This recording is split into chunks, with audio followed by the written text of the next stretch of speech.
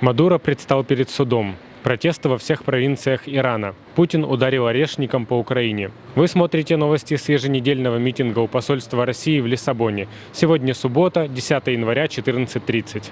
5 января Николас Мадуро и его жена Силия Флорис были доставлены в Нью-Йорк и впервые предстали в Федеральном суде Манхэттена. Издание The Associated Press приводит подробности. Департамент юстиции США опубликовал обвинительный акт, по которому Мадуро вменяют руководство многолетним преступным сговором, где ресурсы государства использовались для наркобизнеса, и сговор по ввозу тысяч тонн кокаина в США. В Иране продолжаются протесты. Они охватили около 120 городов во всей 31 провинции Ирана. 9 января правозащитная организация Iran Human Rights сообщила, что за первые 13 дней протестов был убит 51 протестующий и более 2200 человек задержаны. Хаминеи назвал протестующих вандалами и бунтовщиками и заявил, что власти не отступят. Сегодня, 10 января, наследный принц Ирана Реза Пехлеви призвал иранцев двигаться к более центральным районам города по разным маршрутам, заранее готовиться оставаться на улице, начать общенациональную забастовку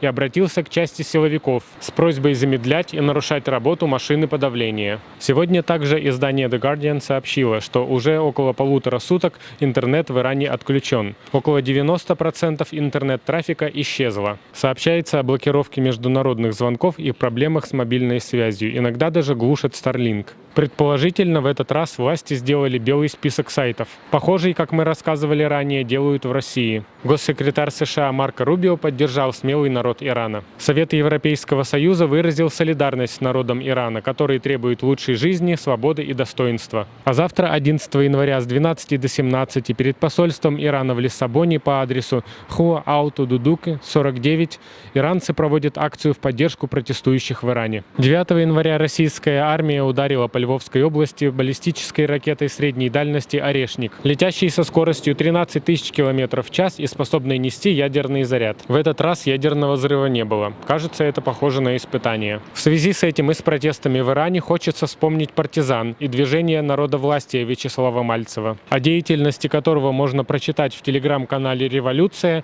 и послушать на YouTube-канале Вячеслав Мальцев. В России правозащитники регулярно сообщают о жестких приговорах участникам партизанского движения. Напомним о безопасности.